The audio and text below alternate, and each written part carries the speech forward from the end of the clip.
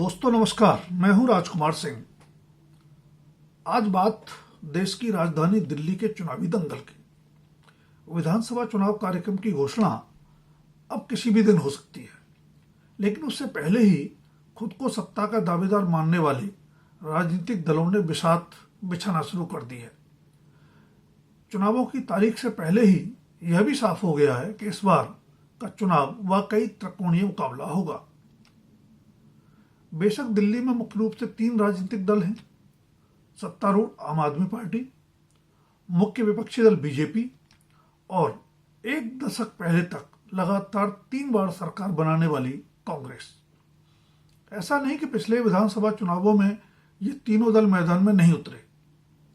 बेशक 2013, 2015 और 2020 के विधानसभा चुनाव में भी ये तीनों ही दल चुनाव मैदान में थे, लेकिन इस बार राजनीतिक समीकरण कुछ बदले हुए हैं।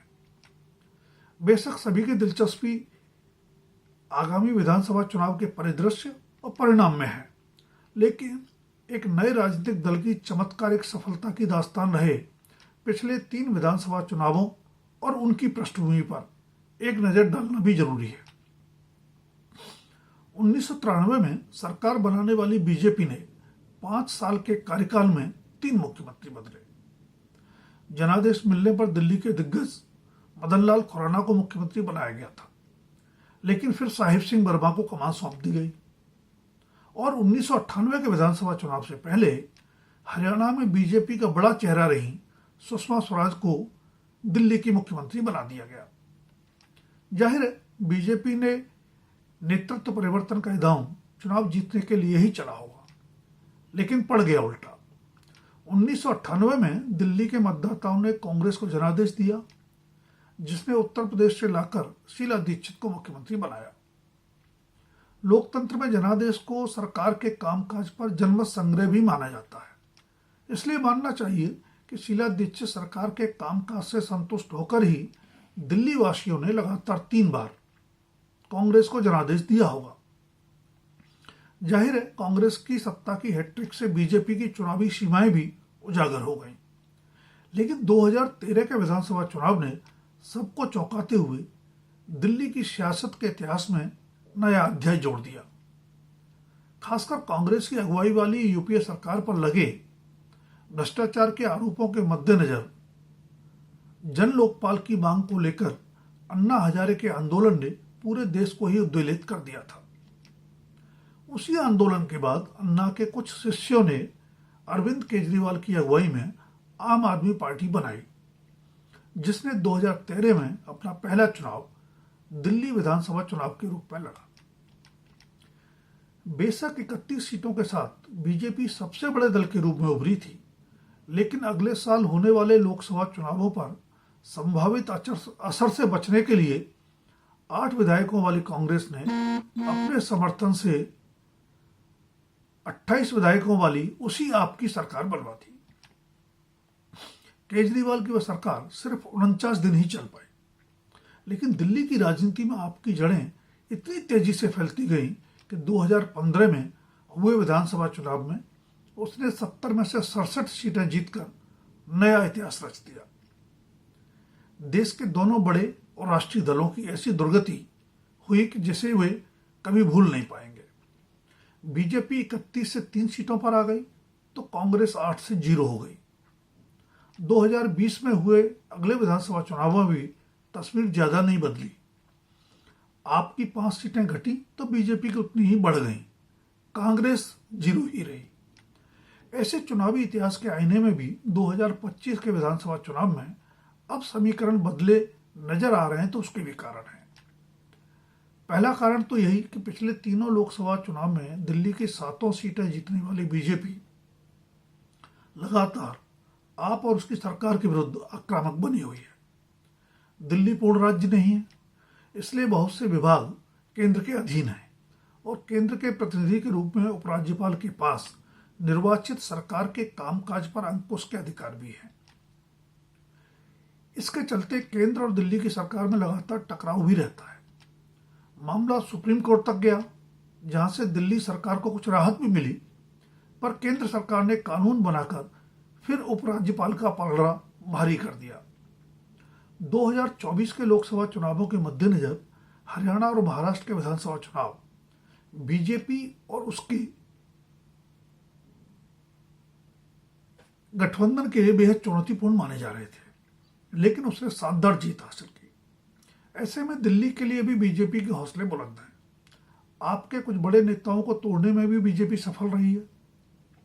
फिर इस बीच कथित शराब नीति घोटाले में अरविंद केजरीवाल समेत कुछ वरिष्ठ नेताओं की गिरफ्तारी से आपकी ईमानदार वाली छवि पर आंच तो अवश्य आई है। बेशक तमाम नेताओं को जमानत मिल गई, पर मुकदमा तो चल रहा है। आखिर उसी के चलते केजरीवाल को इस्तीफा देकर आतिशी को मुख्यमंत्री बनाना पड़ा। पहले से ही मुश्किल नजर आ रहे इन विधानसभा चुनाव को आपके लिए और भी चुनौतीपूर्ण बना दिया है कांग्रेस ने। 2023 में बने 2 दर्जन विपक्षी दलों के गठबंधन इंडिया में कांग्रेस और आप दोनों शामिल हैं। 2024 का लोकसभा चुनाव भी कांग्रेस और आप ने न सिर्फ दिल्ली बल्कि हरियाणा, गुजरात और गोवा में भी मिलकर लड़ा।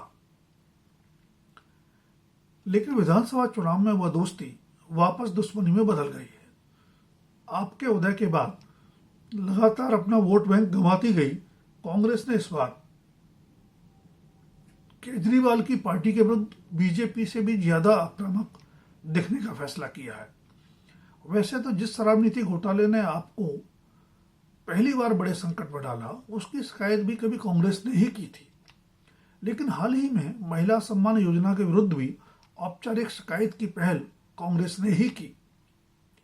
जिन शीला दीक्षित को नई दिल्ली विधानसभा सीट से हराकर 2013 में केजरीवाल ने कांग्रेस को ही दिल्ली की सत्ता से बेदखल कर दिया था, उन्हीं के पूर्व सांसद बेटे संदीप दीक्षित ने उपराज्यपाल से महिला सम्मान योजना में फर्जीवाड़े की आशंकाओं को लेकर शिकायत की।